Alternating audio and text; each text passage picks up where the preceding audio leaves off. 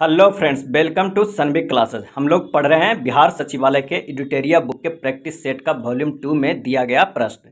उसे आगे बढ़ाते हुए आज हम देखेंगे प्रैक्टिस सेट नंबर 7 एवं 8। सारे जीके एवं साइंस के प्रश्न को देखेंगे और पूरी व्याख्या भी करेंगे ताकि और भी आने वाले कई प्रश्न को हम आसानी से हल कर सकें। तो आइए शुरू करते हैं पहले प्रश्न से। पहला प्रश्न है कि पृथ्वी पर दिन रात छोटा बड़ा किस कारण होता है। पृथ्वी पर दिन रात छोटा बड़ा किस कारण होता है। ऑप्शन है पृथ्वी की वार्षिक गति, पृथ्वी की दैनिक गति, पृथ्वी को अपने अक्ष पर झुका होना, ए एवं सी दोनों। और इसका सही आंसर हो जाएगा ऑप्शन डी, ए एवं सी दोनों। पृथ्वी की वार्षिक गति पर और पृथ्वी को अपने अक्ष पर झुका होने के कारण दिन रात छोटा बड़ा होता है। और पृथ्वी के अपने अक्ष पर घूर्णन करने के कारण दिन और रात तो होता ही है। ऋतु परिवर्तन का कारण पृथ्वी द्वारा सूर्य के चारों ओर परिक्रमण करना और पृथ्वी की अक्षीय झुकाव पे होता है।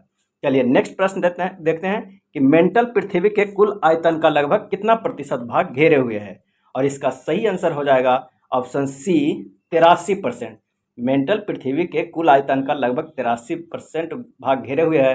2900 किलोमीटर मोटी एक क्षेत्र मुख्यतः बेसाल्ट पत्थरों के समूह की चट्टानों से बनी हुई है। अगला प्रश्न चलते हैं, देखते हैं कि लद्दाख का मैदान किस प्रकार का मैदान है। और इसका आंसर हो जाएगा ऑप्शन ए, हिमानीकृत है।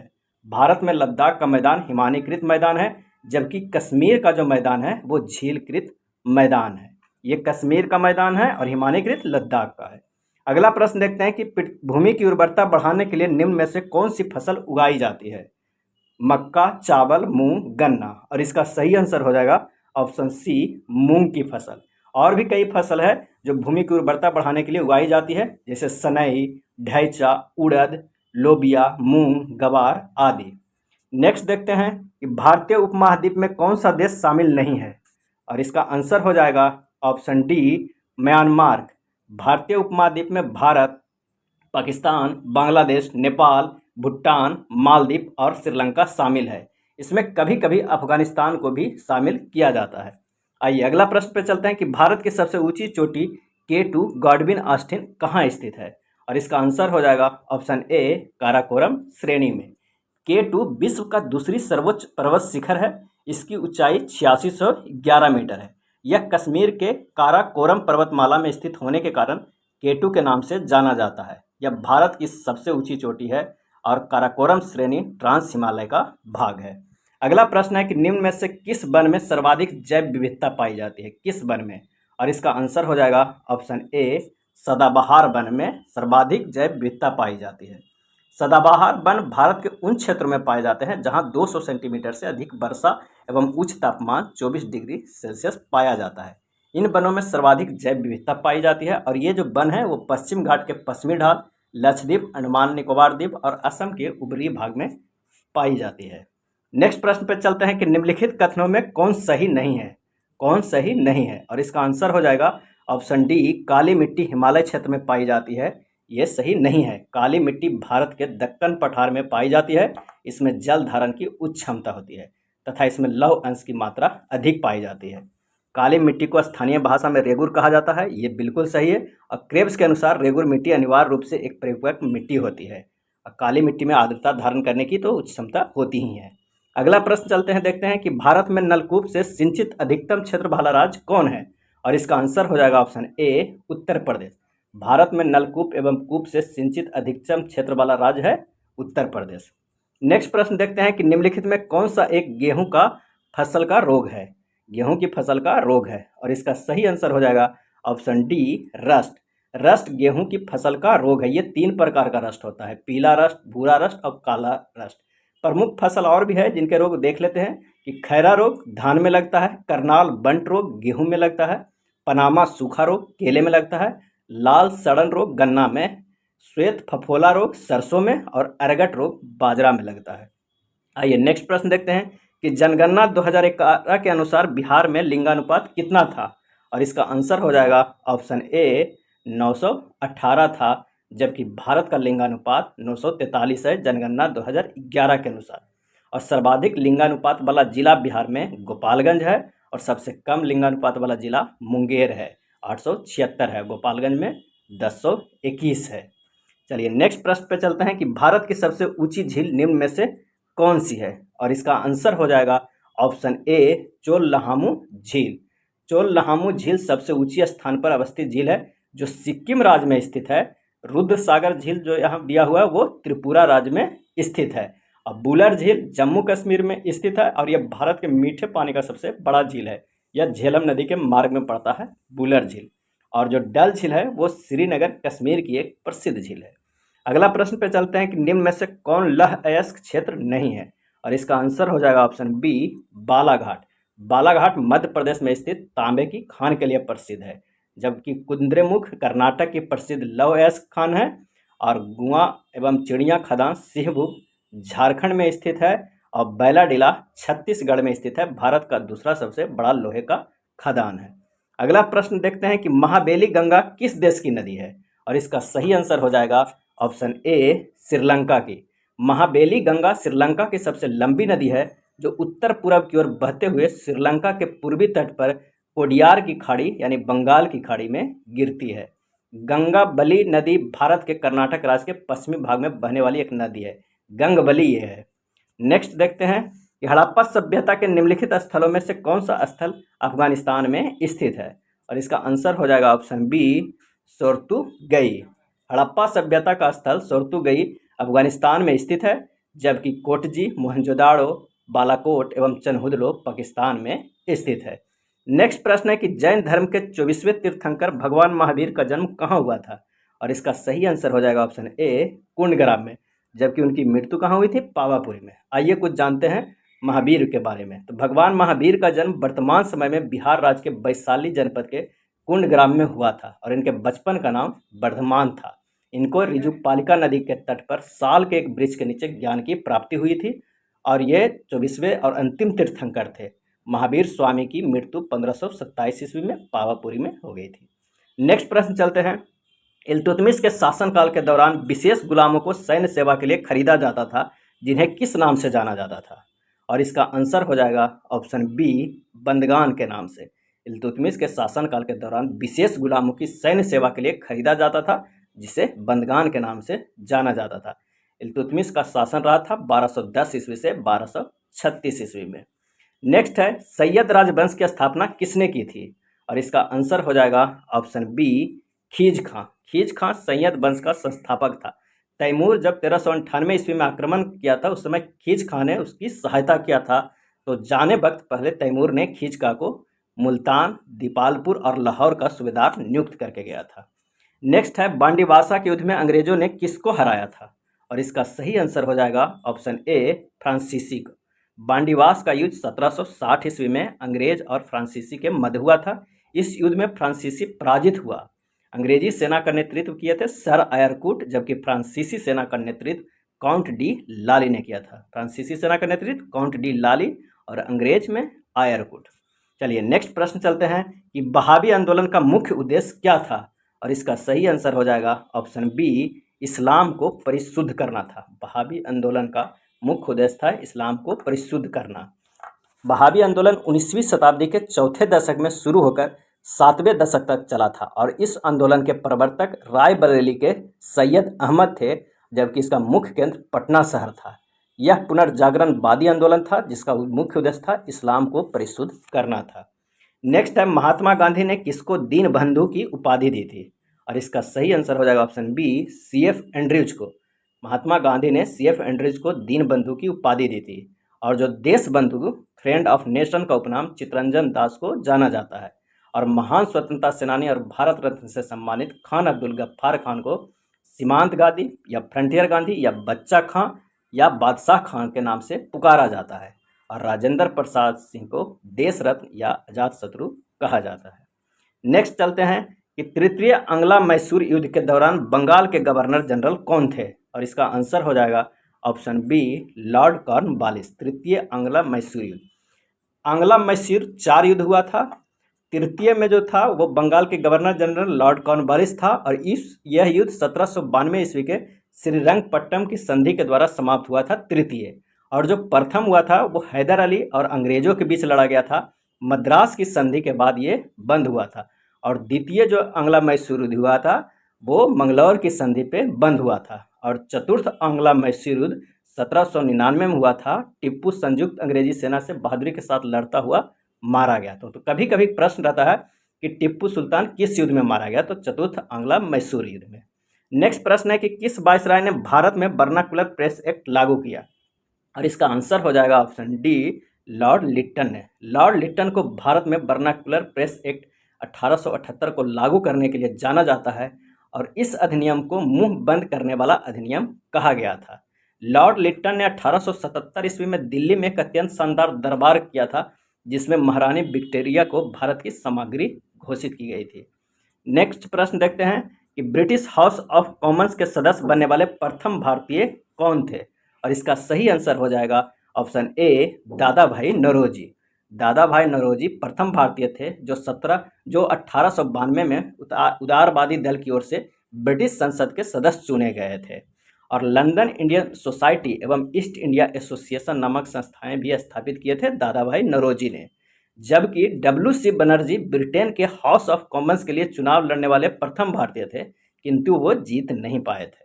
अगला प्रश्न है कि ऊंचाई मापने का यंत्र कौन सा है, और इसका आंसर हो जाएगा ऑप्शन सी, अल्टीमीटर। अल्टीमीटर ऊंचाई मापने का यंत्र है। पायरोमीटर उच्च तापमान मापने का यंत्र है, और जो हाइग्रोमीटर है आर्द्रता मापने के लिए हाइग्रोमीटर यंत्र का प्रयोग किया जाता है, और थर्मोस्टेट जो है वो किसी यंत्र के तापमान को नियमित बनाए रखने का एक उपकरण है। नेक्स्ट प्रश्न पे चलते हैं कि चंद्रमा पर वायुमंडल नहीं होने का क्या कारण है, और इसका सही जो आंसर हो जाएगा, इस पर गैस के अणुओं का पलायन वेग उनके वर्ग के माध्यम मूल से कम होता है। आंसर हो जाएगा ऑप्शन डी, चंद्रमा पर वायुमंडल नहीं पाया जाता है क्योंकि चंद्रमा पर पलायन वेग में गैस के अणुओं का वेग ज़्यादा होने के कारण वे वहाँ से पलायन कर जाते हैं। नेक्स्ट प्रश्न है कि वर्षा के दौरान बारिश की बूंदें कैसी गिरती है, और इसका आंसर हो जाएगा ऑप्शन डी, एक समान त्वरण से। वर्षा की बूंदें एक समान त्वरण से गिरती है। वर्षा की बूंदों के गोल होने के विषय में भौतिक विज्ञान का पृष्ठ तनाव सरफेस टेंशन का सिद्धांत काम करता है। नेक्स्ट प्रश्न चलते हैं कि शुष्क सेल कितने वोल्ट का होता है, शुष्क सेल, और इसका आंसर हो जाएगा ऑप्शन ए, 1.5 वोल्ट का। सामान्यतः प्रयोग में आने वाला शुष्क सेल वस्तुतः एक जिंक कार्बन बैटरी होता है, जिसे शुष्क लेक्लांसे सेल भी कहते हैं, और इसकी सामान्य स्थिति बिना धारा की स्थिति में वोल्ट 1.5 वोल्ट होती है। नेक्स्ट प्रश्न पे चलते हैं, निम्नलिखित में से कौन सा तत्व नहीं है, और इसका आंसर हो जाएगा ऑप्शन सी, पानी। तत्व वे होते हैं जो एक प्रकार के परमाणुओं से बने होते हैं, जैसे सोडियम, टीन, कार्बन, ये तत्व है। जबकि जल 2 विभिन्न तत्वों द्वारा बना हुआ है, हाइड्रोजन तथा ऑक्सीजन से, अतः जल एक यौगिक है। अगला प्रश्न है, एक्वा रेजिया किसका मिश्रण है, और इसका सही आंसर हो जाएगा ऑप्शन सी, HCl एवं HNO3 का। नाइट्रिक अम्ल और हाइड्रोक्लोरिक अम्ल को 1.3 के मिश्रण मिलाने पर अम्लराज या एक्वा रेजिया या नाइट्रोहाइड्रोक्लोरिक अम्ल कहलाता है जब मिलकर बनता है, जो गोल्ड एवं प्लेटिनम को गलाने में समर्थ होता है। HCl एवं HNO3 से मिलकर बनता है। नेक्स्ट है, निम्नलिखित में से कौन सा आवर्त सारणी का हिस्सा नहीं है, और इसका सही आंसर हो जाएगा ऑप्शन सी, गैस। आवर्त सारणी में तत्वों को 3 प्रमुख भागों में धातु, अधातु एवं उपधातु में विभाजित किया गया, जबकि कुछ गैस भी है जैसे hydrogen, helium, nitrogen, oxygen, fluorine, neon, chlorine, argon, krypton, xenon, radon, तो ये सब गैस को अधातुओं की श्रेणी में रखा गया है। इसका सही आंसर हो जाएगा ऑप्शन सी। नेक्स्ट प्रश्न है कि निम्नलिखित में से कौन बहुलक नहीं है, और इसका सही आंसर हो जाएगा ऑप्शन ए, घी। घी बहुलक नहीं है, जबकि स्टार्च, रुई और प्रोटीन बहुलक है। बहुलक एक बड़ा अणु होता है जो रासायनिक बंध द्वारा एक दूसरे से जुड़ी कई उप इकाइयां से बनता है। बहुलक प्रकृति में पाए जाते हैं या प्रयोगशाला में निर्मित होते हैं। नेक्स्ट प्रश्न है कि भारत के पहले पशु स्वास्थ्य शिखर सम्मेलन 2022 का आयोजन कहाँ किया गया, और इसका आंसर हो जाएगा ऑप्शन बी, नई दिल्ली में। अगला प्रश्न है कि दिल के दौरे का कारण होता है, और इसका आंसर हो जाएगा ऑप्शन सी, हृदय तक रक्त आपूर्ति की कमी दिल के दौरे का कारण होता है। नेक्स्ट प्रश्न है कि निम्नलिखित में कौन हृदय के दाहिने भाग से विऑक्सीकृत रक्त को फेफड़ों में ले जाती है। आंसर हो जाएगा ऑप्शन सी, फुफ्फुस धमनी। कौन ले जाता है? फुफ्फुस धमनी। अगला प्रश्न है कि पेयजल में नाइट्रेट की मात्रा अधिक होने के कारण कौन सा रोग होता है, और इसका आंसर हो जाएगा option D, blue baby syndrome. पेयजल में नाइट्रेट की मात्रा बढ़ने से ब्लू बेबी सिंड्रोम रोग हो जाता है, जिसके परिणाम स्वरूप शिशुओं की त्वचा का नीलापन आ जाता है। नेक्स्ट प्रश्न है कि रक्तचाप को नियंत्रित करने वाली ग्रंथि कौन सा है, और इसका आंसर हो जाएगा ऑप्शन बी अधिवृक्क ग्रंथि। अधिवृक्क ग्रंथि। अधिवृक्क ग्रंथियां हार्मोन का उत्पादन करती है जो आपके उपापचय, प्रतिरक्षा प्रणाली और रक्तचाप, तनाव की प्रतिक्रिया और अन्य आवश्यक कार्यों को विनियमित करने में मदद करती है। नेक्स्ट प्रश्न है कि इरिथ्रोसाइट और ल्यूकोसाइट दोनों किसमें बनते हैं, और इसका आंसर हो जाएगा ऑप्शन ए अस्थि मज्जा में। इरिथ्रोसाइट्स, ल्यूकोसाइट्स तथा प्लेटलेट्स का निर्माण अस्थि मज्जा बोन मैरो में होता है। इरिथ्रोसाइट को लाल रक्त कणिका जबकि ल्यूकोसाइट को श्वेत रक्त कणिका कहते हैं।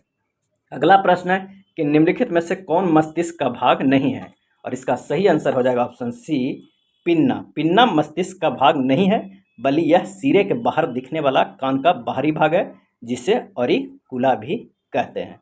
अगला प्रश्न है कि निम्न में से कौन सा खनिज आँख के नेत्र पटल, कोशिका झिल्ली और प्रोटीन संरचना को स्वस्थ बनाए रखने में मदद करता है, और इसका आंसर हो जाएगा ऑप्शन बी जिंक। जस्ता खनिज आँख के नेत्र पटल, रेटिना, कोशिका झिल्ली और प्रोटीन संरचना को स्वस्थ रखने में मदद करता है।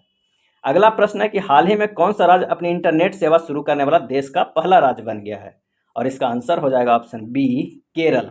केरल देश का पहला और एकमात्र राज्य है जिसके पास अपनी इंटरनेट सेवा है। केरल का राज्यपाल अभी कौन है, तो आरिफ मोहम्मद खान, और केरल के मुख्यमंत्री अभी है पिनरई विजयन। अगला प्रश्न है कि पैप्टिक अल्सर के लिए कौन सा जीवाणु जिम्मेदार है, और इसका आंसर हो जाएगा option D Helicobacter pylori. Peptic ulcer के कारण पेट में जलन तथा अमाशय की लाइनिंग में घाव हो जाने से रक्तस्राव होता है। इस रोग के कारण हेलिकोबैक्टर पायलोरी नामक जीवाणु है। अगला देखते हैं कि किण्वन के पश्चात सबसे व्यापक रूप में सीरा का प्रयोग निम्नलिखित में से क्या तैयार करने के लिए किया जाता है, और इसका आंसर हो जाएगा ऑप्शन बी एथेनॉल। किण्वन के पश्चात सबसे व्यापक रूप से सीरा का प्रयोग एथेनॉल तैयार करने के लिए किया जाता है। अगला है वह लौह इस्पात कारखाना जो लौह अयस्क क्षेत्र एवं कोयला क्षेत्र दोनों के समीप है। इसका आंसर हो जाएगा ऑप्शन बी जमशेदपुर। जमशेदपुर कोयला एवं लौह अयस्क के मध्य स्थित है। कोयला के समीप बर्नपुर है, हीरापुर है, कुल्टी, दुर्गापुर, बोकारो है। जबकि अगर लौह अयस्क की बात करते हैं तो किसके समीप है, भिलाई, भीरावती, राउरकेला, विजयनगर एवं सलेम है। नेक्स्ट प्रश्न देखते हैं कि निम्नलिखित में से किसका वैज्ञानिक नाम मैंगीफेरा इंडिका है, और इसका आंसर हो जाएगा ऑप्शन बी आम का। आम एक प्रकार का रसीला फल है जिसका वैज्ञानिक नाम मैंगीफेरा इंडिका है। इसे भारत में फलों का राजा कहते हैं। अगर मेढा की बात करें तो मेढा का वैज्ञानिक नाम राना टिग्रीना है। कुत्ते का वैज्ञानिक नाम कैनिस फैमिलियर्स है, और जो मनुष्य का वैज्ञानिक नाम होमो सेपियंस है, और गाय का वैज्ञानिक नाम बोस टोरैस है। अगला प्रश्न देखते हैं कि कृषि मंत्री नरेंद्र सिंह तोमर द्वारा हरियाणा स्थित ICAR national research centre on equine द्वारा विकसित जानवरों के लिए देश के पहले किस घरेलू कोविड-19 वैक्सीन को मंजूरी दी है, और इसका आंसर हो जाएगा ऑप्शन ए एनोकोवैक्स। अगला प्रश्न है कि कंपनियों की उत्पादकता में वृद्धि का आर्थिक प्रभाव क्या है, और इसका आंसर हो जाएगा ऑप्शन सी सकल घरेलू उत्पाद में वृद्धि।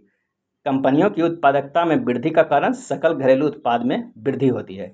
सकल घरेलू उत्पाद का एक विशिष्ट समय अवधि में देश की सीमाओं के भीतर उत्पादित सभी तैयार वस्तुओं और सेवाओं को मौद्रिक मूल्य है।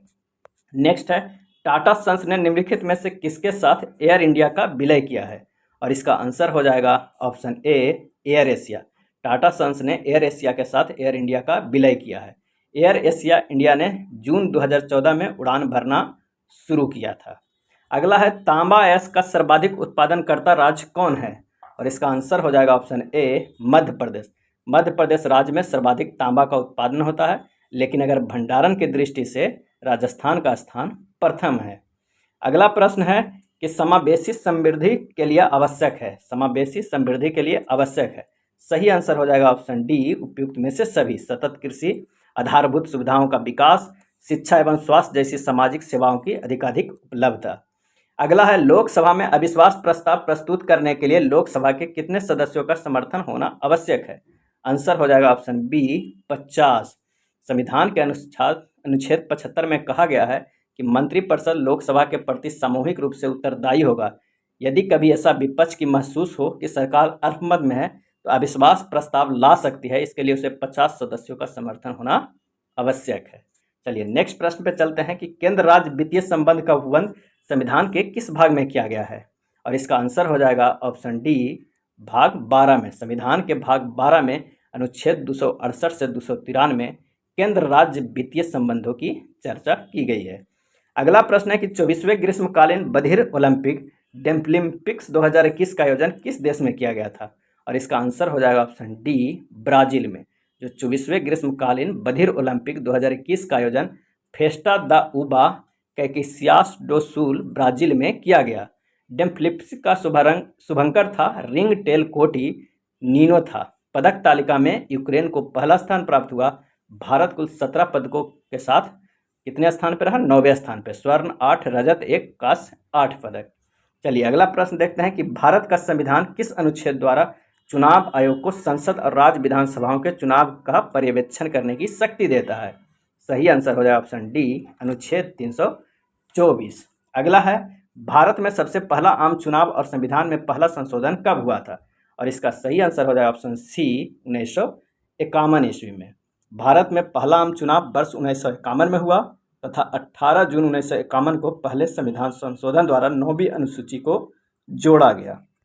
अगला प्रश्न है कि हाल ही में आयोजित 12वीं सीनियर पुरुष राष्ट्रीय हॉकी चैंपियनशिप किसने जीती है? और इसका जो आंसर हो जाएगा 12वीं सीनियर पुरुष राष्ट्रीय हॉकी चैंपियनशिप जो जीती है वो है हरियाणा, ऑप्शन बी। 6 अप्रैल 2022 से 17 अप्रैल 2022 तक हुआ था, जो भोपाल मध्य प्रदेश में संपन्न हुआ था। हॉकी हरियाणा ने पेनाल्टी शूटआउट में हॉकी यूनिट ऑफ तमिलनाडु को 3-1 से पराजित कर इस खिताब को जीत लिया था। अगला प्रश्न है कि निम्नलिखित संविधान सभा की समितियां और उनके अध्यक्ष में कौन सुमेलित नहीं है? और आंसर हो जाएगा ऑप्शन डी, प्रांतीय संविधान समिति के जवाहरलाल नेहरू। ये ऑप्शन गलत है। प्रक्रियन नियम समिति के डॉक्टर राजेंद्र प्रसाद थे। संघ शक्ति समिति का जवाहरलाल नेहरू और संघ संविधान समिति के भी जवाहरलाल नेहरू। प्रांतीय संविधान समिति के सरदार वल्लभ भाई पटेल। संचालन समिति के डॉक्टर राजेंद्र प्रसाद और प्रारूप समिति के डॉक्टर भीमराव अंबेडकर। अल्पसंख्यक उप समिति के एस.सी. मुखर्जी। मूल अधिकार उप समिति के जे.बी. कृपलानी और राष्ट्रीय ध्वज के लिए तथार्थ समिति राजेंद्र प्रसाद। ये प्रांतीय संविधान समिति वाला गलत है, जवाहरलाल नेहरू नहीं होना चाहिए, सरदार वल्लभ भाई पटेल। नेक्स्ट प्रश्न है कि डॉक्टर अंबेडकर ने संविधान के किस अनुच्छेद को संविधान की आत्मा कहा है? और इसका आंसर हो जाएगा ऑप्शन ए, अनुच्छेद 32 को। अनुच्छेद 32 को भारतीय संविधान का हृदय और आत्मा कहा था बाबा साहेब भीमराव अंबेडकर ने। नेक्स्ट प्रश्न है कि स्थानीय स्वशासन के संबंध में निम्नलिखित कथनों में से कौन सा एक सही है? और इसका आंसर हो जाएगा ऑप्शन सी, स्थानीय प्रशासन को अपना प्राधिकार संविधान से प्राप्त होता है। अगला प्रश्न है कि प्रथम पिछड़ा वर्ग आयोग का गठन किसकी अध्यक्षता में किया गया था? और इसका सही आंसर हो जाएगा ऑप्शन सी, काका साहेब कालेलकर।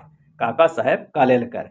भारत के संविधान के अनुच्छेद 340 का पालन करते हुए प्रथम पिछड़ा वर्ग आयोग का गठन 29 जनवरी 1953 को काका कालेलकर की अध्यक्षता में राष्ट्रपति के आदेश से किया गया था। प्रथम पिछड़ा वर्ग आयोग 1955 या काका कालेलकर आयोग के रूप में जाना जाता है। और संसद ने वर्ष 1993 में राष्ट्रीय पिछड़ा वर्ग आयोग अधिनियम पारित किया था। नेक्स्ट प्रश्न देखते हैं कि निम्न में से कौन संयुक्त राष्ट्र की सुरक्षा परिषद का अस्थायी सदस्य नहीं है? और इसका आंसर हो जाएगा ऑप्शन ए, जर्मनी। जबकि 5 अस्थायी सदस्य फ्रांस, चीन, ग्रेट ब्रिटेन और रूस। फ्रांस, चीन, ग्रेट ब्रिटेन, अमेरिका, रूस, ये 5 अस्थायी सदस्य हैं। अगला है एवरेस्ट शिखर पर चढ़ने वाली दूसरी भारतीय महिला कौन थी? और इसका आंसर हो जाएगा ऑप्शन ए, संतोष यादव। हरियाणा का निवासी संतोष यादव एवरेस्ट शिखर पर विजय प्राप्त करने वाली दूसरी महिला थी। और जो पहली महिला थी वो बछेंद्री पाल थी, जो 1984 में एवरेस्ट पे चढ़ी थी। नेक्स्ट देखते हैं कि निम्न में से कौन सा विश्व का सबसे बड़ा क्रिकेट स्टेडियम है? और इसका सही आंसर हो जाएगा option C, Narendra Modi Stadium. इससे पहले मेलबोर्न क्रिकेट ग्राउंड था। और नरेंद्र मोदी स्टेडियम कहाँ है? तो अहमदाबाद, गुजरात में। अगला है भारत वन स्थिति रिपोर्ट 2021 के अनुसार वनावरण के क्षेत्रफल की दृष्टि से बिहार के निम्नलिखित जिलों का सही अवरोही क्रम बताएं। और इसका आंसर हो जाए ऑप्शन सी, कैमूर, पश्चिम चंपारण, रोहतास और जमुई। कैमूर में सबसे ज़्यादा और जमुई में इनमें से सबसे कम। नेक्स्ट प्रश्न देखते हैं कि भारत ने किस देश के साथ पंचशील संधि का हस्ताक्षर किया था? और इसका सही आंसर हो जाएगा ऑप्शन सी, चीन के साथ। 29 अप्रैल 1954 को चीन के साथ पंचशील संधि पर हस्ताक्षर किया था। यह समझौता चीन के तिब्बत क्षेत्र और भारत के बीच व्यापार और आपसी संबंधों को लेकर हुआ था। अगला है, युद्ध काल में सर्वोच्च वीरता पुरस्कार कौन सा है? और इसका सही आंसर हो जाएगा ऑप्शन डी, परमवीर चक्र। परमवीर चक्र सेना के मिलने वाले सर्वोच्च सैन्य वीरता पुरस्कार है। मेजर सोमनाथ शर्मा को परमवीर चक्र पाने वाले प्रथम व्यक्ति थे और इस पुरस्कार की स्थापना 26 जनवरी 1950 को की गई थी। अगला प्रश्न है कि निम्न में से कौन सी पुस्तकें या पत्रिकाएं अरविंद घोष द्वारा लिखी गई थी? तो अरविंद घोष के द्वारा सावित्री, लाइफ डिवाइन, युगांतर एवं the Social Cycle Arvind Ghosh द्वारा लिखी गई और इसका सही आंसर हो जाएगा ऑप्शन डी, उपयुक्त में से सभी। अगला प्रश्न है कि अंतर्राष्ट्रीय फिल्म अकादमी पुरस्कार आईफा 2022 के संबंध में कौन सा कथन सत्य है? और इसका जो आंसर हो जाएगा कि सर्वश्रेष्ठ अभिनेता विक्की कौशल के सरदार उधम सिंह के लिए बिल्कुल सही, सर्वश्रेष्ठ अभिनेत्री कीर्ति सेनन को मिमी के लिए ये भी सही, सर्वश्रेष्ठ निर्देशक विष्णुवर्धन शेरशाह के लिए ये भी सही, सर्वश्रेष्ठ फिल्म शेरशाह तो ये भी सही। तो आंसर हो जाएगा सभी कथन सही है, ऑप्शन डी। अगला प्रश्न देखते हैं कि प्रागैतिहासिक काल के निम्नलिखित में से किस शहर में कपास उगाया जाता था? और इसका आंसर हो जाएगा ऑप्शन डी, मेहरगढ़ में। नवपाषाण काल में कपास का पहला प्रमाण मेहरगढ़ में मिला था। फसल उत्पादन का सबसे पहला प्रमाण मेहरगढ़ में मिला है, जिसमें जौ और गेहूं की खेती के प्रमाण मिला है। अगला है, सौरभ चौधरी किस खेल से संबंधित खिलाड़ी हैं? और इसका आंसर हो जाएगा ऑप्शन ए, निशानेबाजी से। सौरभ चौधरी निशानेबाजी से संबंधित है और भाला फेंक से संबंधित खिलाड़ी नीरज चोपड़ा है और कुश्ती से संबंधित खिलाड़ी बजरंग पुनिया एवं विनेश फोगट है। नेक्स्ट अब चलते हैं practice set number 8। Practice set number 8 का पहला प्रश्न है कि विश्व का सबसे ऊंचा सक्रिय ज्वालामुखी पर्वत कौन सा है? विश्व का सबसे ऊंचा सक्रिय ज्वालामुखी पर्वत कौन सा है? और इसका सही आंसर हो जाएगा ऑप्शन ए, कोटोपैक्सी। कोटोपैक्सी इक्वाडोर देश में स्थित विश्व का सबसे ऊंचा सक्रिय ज्वालामुखी पर्वत है, जिसकी ऊंचाई 5897 मीटर है। जबकि ओजोस डेल सलाडो दक्षिण अमेरिका महाद्वीप में अर्जेंटीना तथा चिली देशों के सीमा पर स्थित यह विश्व का सबसे ऊंचाई पर स्थित सक्रिय ज्वालामुखी है। तो ये दोनों में अंतर है। कोटोपैक्सी जो है वो सबसे ऊंचा सक्रिय ज्वालामुखी पर्वत है, जबकि ओजो डेल सलाडो विश्व के सबसे ऊंचाई पर स्थित सक्रिय ज्वालामुखी है। माउंट पोपा मध्य बर्मा में स्थित एक मृत ज्वालामुखी पर्वत है। मोना लोआ एक सक्रिय ज्वालामुखी है। यह संयुक्त राज्य अमेरिका हवाई क्षेत्र के 5 ज्वालामुखियों में से एक है। अगला प्रश्न है कि निम्नलिखित में कौन सा द्वीप समूह जनसंख्या की दृष्टि से सबसे बड़ा है? और इसका सही आंसर हो जाएगा ऑप्शन ए, जापान। होन्शु जापान का सबसे बड़ा द्वीप है। यह इंडोनेशिया के जावा द्वीप के बाद विश्व का दूसरा सर्वाधिक जनसंख्या वाला द्वीप भी है। जापान की राजधानी टोक्यो होन्शु के मध्य पूर्व में स्थित है। नेक्स्ट प्रश्न देखते हैं कि स्थल मंडल को निम्नलिखित में से कौन वर्णित करता है? और इसका सही आंसर हो जाएगा ऑप्शन ए, भूपटल व ऊपरी मेटल। पृथ्वी के सबसे ऊपरी परत भूपटपट्टी एक ठोस परत है। मध्यवर्ती मेटल अत्यधिक गाढ़ी परत है और जो बाह्य कोण तरल तथा आंतरिक कोण ठोस अवस्था में है। अगला प्रश्न देखते हैं कि सुलास वन किस प्रकार के वनों को कहा जाता है? सुलास वन। और इसका सही आंसर हो जाएगा ऑप्शन डी, नीलगिरी एवं पालनी पर्वत पर पाए जाने वाले शीतोष्ण कटिबंधीय वन को सुलास वन कहते हैं। नीलगिरी, अन्नामलाई और पालनी पहाड़ियों पर पाए जाने वाले शीतोष्ण कटिबंधीय वनों को ही सुलास के नाम से जाना जाता है। अगला है, संपूर्ण भारत का अक्षांशीय विस्तार क्या है? और इसका आंसर हो जाएगा ऑप्शन ए, 6 डिग्री 4 मिनट से लेकर 37 डिग्री 6 मिनट उत्तरी अक्षांश तक। नेक्स्ट प्रश्न देखते हैं कि निम्नलिखित में से किसे फेमिना मिस इंडिया 2022 के खिताब से सम्मानित किया गया? सही आंसर हो जाएगा ऑप्शन बी, सिन्नी सेट्टी को। और हरनाथ संधू 70वीं मिस यूनिवर्स 2021 बनी थी। नेक्स्ट है, सर्वाधिक राज्यों की सीमाओं से लगा राज्य कौन है? और इसका सही आंसर हो जाएगा ऑप्शन ए, उत्तर प्रदेश। उत्तर प्रदेश राज्य सबसे अधिक राज्यों से अपनी सीमाएं साझा करती है। 8 अन्य राज्यों से साझा करती है, उत्तराखंड, हिमाचल प्रदेश, हरियाणा, राजस्थान, मध्य प्रदेश, छत्तीसगढ़ और झारखंड से, और बिहार राज्य की सीमा से भी लगती है। उत्तर प्रदेश की अंतर्राष्ट्रीय सीमा एक देश से लगती है, वो है नेपाल के साथ।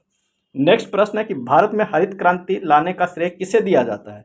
और इसका सही आंसर हो जाएगा ऑप्शन बी, MS स्वामीनाथन को। विश्व में हरित क्रांति का जनक नॉर्मन अर्नेस्ट बोरलॉग को कहा जाता है, जबकि भारत में हरित क्रांति लाने का श्रेय डॉक्टर MS स्वामीनाथन को जाता है। भारत में हरित क्रांति की शुरुआत 1967-68 ईस्वी में हुआ था। अगला प्रश्न है कि बिहार में डालमिया नगर किसके लिए प्रसिद्ध है? सही आंसर हो जाएगा ऑप्शन बी, सीमेंट के लिए प्रसिद्ध है बिहार के डालमिया नगर। यह सोन नदी के किनारे डेहरी रोहतास में स्थित है। अगला प्रश्न है कि वर्ष 2026 में 23वां फीफा फुटबॉल विश्व कप की मेजबानी किस देश के द्वारा की जाएगी?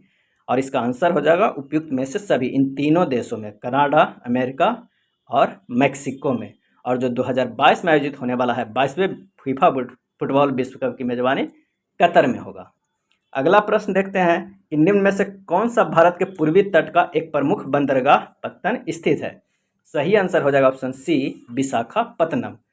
मुंबई, कांडला, न्यू मैंगलोर एवं कोच्चि पश्चिम घाट तट पे प्रमुख बंदरगाह है, जबकि पूर्वी तट का बंदरगाह है कोलकाता, हल्दिया, पारादीप, विशाखापत्तनम, चेन्नई, एन्नोर एवं तूतीकोरिन। अगला प्रश्न है कि वाणिज्यिक स्तर पर रबड़ का उत्पादन भारत के निम्नलिखित में से किस राज्य समूह में होता है? और इसका आंसर हो जाएगा ऑप्शन बी, केरल, तमिलनाडु और कर्नाटक में होता है। इन तीन राज्यों में सर्वाधिक रबड़ केरल राज्य में उत्पादित होता है, जिसके बाद तमिलनाडु में होता है। नेक्स्ट प्रश्न देखते हैं कि निम्नलिखित में से किस राज्य के साथ त्रिपुरा सीमा साझा करता है? और इसका सही आंसर हो जाएगा ऑप्शन ए, असम। निम्नलिखित में से किस राज्य के साथ त्रिपुरा सीमा साझा करता है? असम के साथ। अगला प्रश्न है कि इतिहास के आरंभिक काल को निम्नलिखित में से क्या कहा जाता है? और इसका सही आंसर हो जाएगा ऑप्शन सी, पूरा पाषाण काल कहा जाता है, जिसका कोई लिखित साक्ष्य नहीं मिलता है, उसे प्रागैतिहासिक काल कहते हैं, पूरा पाषाण काल कहते हैं। नेक्स्ट है, भगवान महावीर को किस नदी के किनारे ज्ञान की प्राप्ति हुई थी? और इसका आंसर हो जाएगा ऑप्शन ए, ऋजुपालिका नदी के किनारे ज्ञान की प्राप्ति हुई थी। और उनके अनुसार 5 प्रतिज्ञा के माध्यम से प्राप्त किया जा सकता है भगवान को: अहिंसा, सत्य, असत्य, ब्रह्मचर्य और अपरिग्रह। नेक्स्ट प्रश्न है कि 1025 ईस्वी में प्रसिद्ध सोमनाथ मंदिर पर हमला और लूटपाट किसने किया था? सही आंसर हो जाएगा ऑप्शन बी, महमूद गजनी ने भारत पर कुल 17 बार आक्रमण किया था। और महमूद गजनी का अंतिम जो भारतीय आक्रमण था वो 1027 ईस्वी में जाटों के विरुद्ध था। अगला है, शेर शाह सूरी द्वारा जारी किया गया चांदी का सिक्का क्या कहलाता था? और सही आंसर हो जाएगा ऑप्शन ए, रुपया कहा गया था। शेर शाह ने पुराने जो घिसे पीटे सिक्के थे उसके स्थान पे सोने, चांदी एवं तांबे के सिक्कों को प्रचलन किया। उसने शुद्ध चांदी का रुपया 178 ग्रेन का तथा तांबे का दाम 380 ग्रेन चलाया था। रुपया और दाम की विनिमय दर 1.64 था। नेक्स्ट प्रश्न देखते हैं कि किस पुर्तगाली गवर्नर ने ब्लू वाटर पॉलिसी शुरू की थी? आंसर हो जाएगा option A, Francisco de Almeida. प्रथम पुर्तगाली वायसराय बनकर आया था फ्रांसिस्को डी अल्मेडा 1505 ईस्वी में। और उन्होंने सामुद्रिक नीति, नीले पानी की नीति का अधिक महत्व दिया था। उसने हिंद महासागर में पुर्तगालियों की स्थिति को मजबूत करने का प्रयत्न किया था। अगला प्रश्न है कि निम्न में से किसे भारतीय पुनर्जागरण का जनक माना जाता है? और इसका आंसर हो जाएगा ऑप्शन ए, राजा राम मोहन राय को।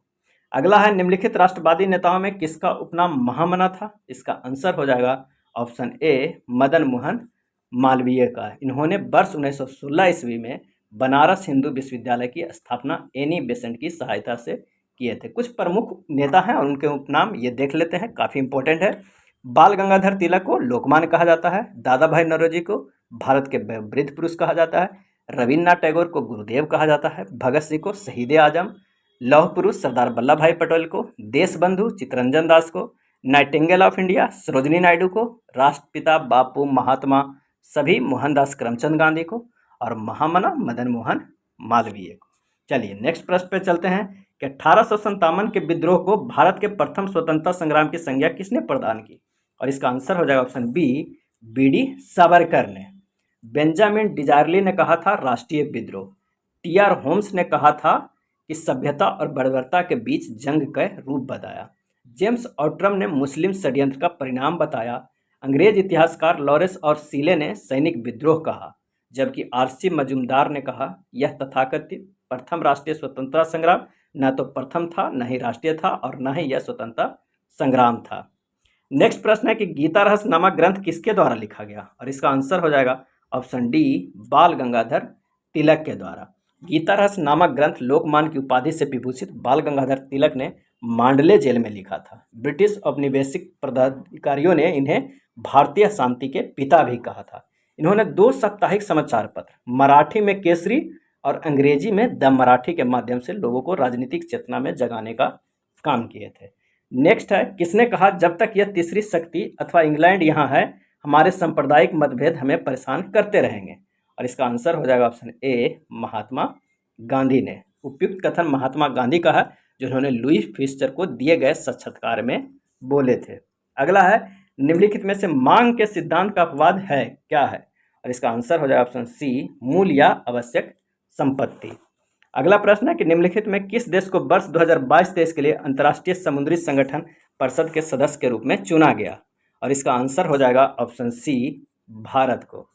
अगला प्रश्न है कि गिनी गुणांक का प्रयोग किसके लिए किया जाता है? और इसका आंसर हो जाएगा ऑप्शन बी, आय की असमानता को मापने के लिए गिनी गुणांक का प्रयोग किया जाता है।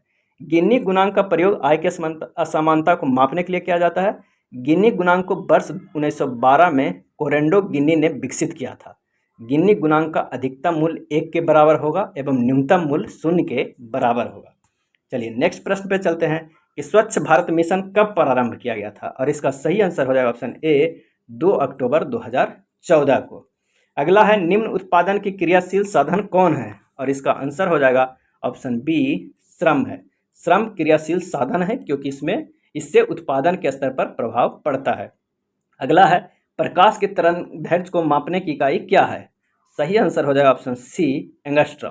प्रकाश की तरंगदैर्घ्य बहुत कम होती है, इतनी सूक्ष्म दूरियों को मापने एंगस्ट्रम इकाई द्वारा किया जाता है और 1 एंगस्ट्रम बराबर होता है 10⁻⁻10 मीटर।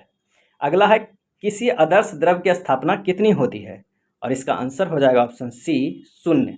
आदर्श द्रव्य की श्यानता कितनी होती है ये पूछ रहा है, तो इस आंसर हो जाएगा ऑप्शन 0। आदर्श द्रव्य की श्यानता 0 होती है। तरल का वह गुण जिसके कारण तरल की विभिन्न परतों के मध्य अपेक्षिक गति का विरोध होता है श्यानता कहलाता है। और किसी तरल की श्यानता को श्यानता गुणांक द्वारा मापा जाता है, जिसका एसआई मात्रक डेका पॉइज या पॉइजली पीआई कहलाता है। इसे पास्कल सेकेंड भी कहते हैं। नेक्स्ट प्रश्न देखते हैं, एक उड़ते हुए जहाज में निम्न में से कौन सी ऊर्जा होती है?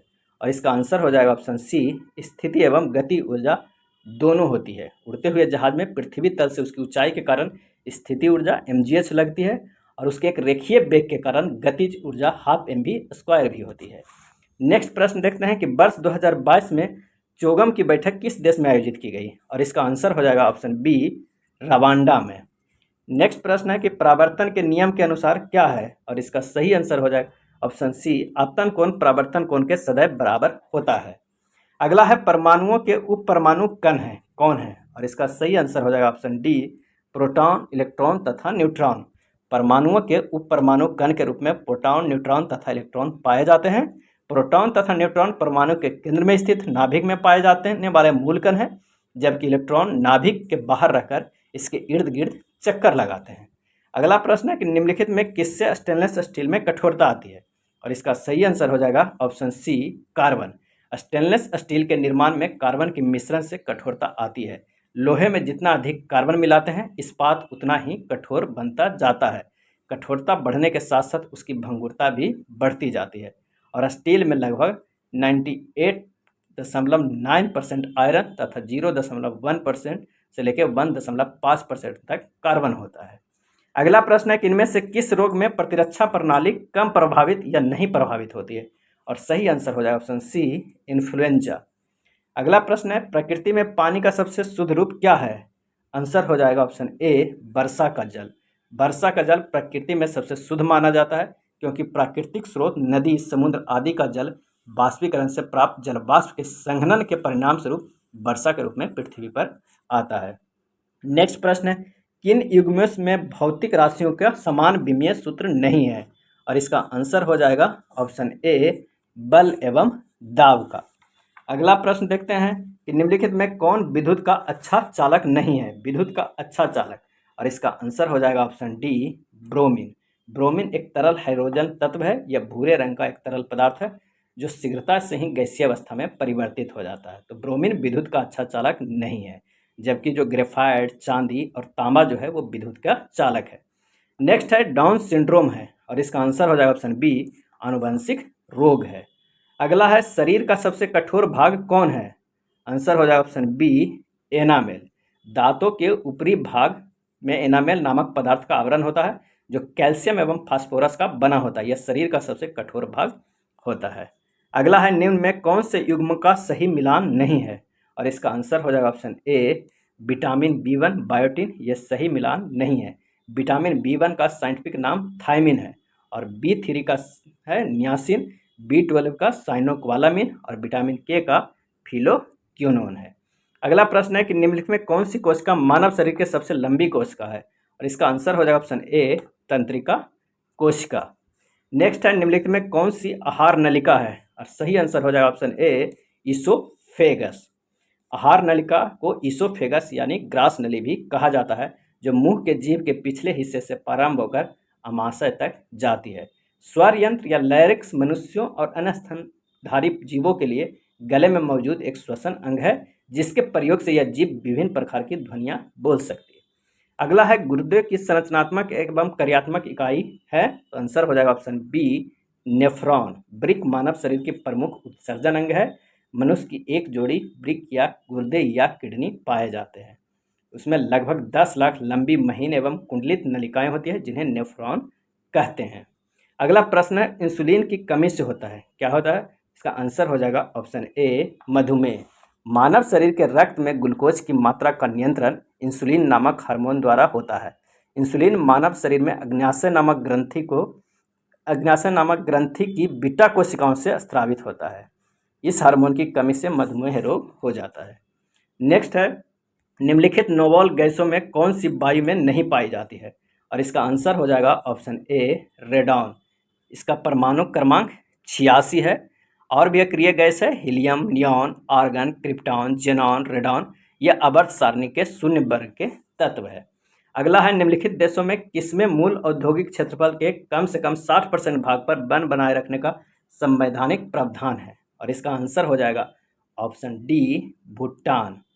अगला है, नादिर शाह का आक्रमण निम्नलिखित में किस मुगल बादशाह के समय हुआ था? और इसका सही आंसर हो जाएगा ऑप्शन सी मोहम्मद शाह। नादिर शाह का आक्रमण 1739 ईस्वी में हुआ था। उस समय मोहम्मद शाह का शासन था। मोहम्मद शाह मयूर सिंहासन पर बैठने वाला अंतिम शासक था, क्योंकि नादिर शाह ने तख्ते ताउस कोहिनूर हीरा लेकर फारस वापस लौट गया था। नादिर शाह को ईरान का नेपोलियन भी कहा जाता है। अगला इसका आंसर हो जाएगा ऑप्शन सी मोहम्मद शाह। अगला प्रश्न है कि निम्नलिखित में सबसे कम आबादी वाला नगर कौन सा है? और इसका आंसर हो जाएगा ऑप्शन ए वेटिकन सिटी। विश्व का सबसे कम आबादी वेटिकन सिटी का है, मात्र 840 लोग हैं। अगला है, सबाक किस देश की गुप्तचर संस्था है? आंसर हो जाएगा ऑप्शन बी ईरान का। ईरान के गुप्तचर संस्था सबाक है, जबकि जापान का नाइचो, मिस्र की मुखबरत, इराक की गुप्तचर संस्था अल मुखबरात और इजराइल के गुप्तचर संस्था है मोसाद। विश्व पर्यटन संगठन का मुख्यालय कहाँ स्थित है? और इसका आंसर हो जाए ऑप्शन बी मैड्रिड में। वर्तमान में राष्ट्रमंडल के सदस्य देशों की संख्या कितनी है? इसका आंसर हो जाएगा ऑप्शन बी 54 देश है।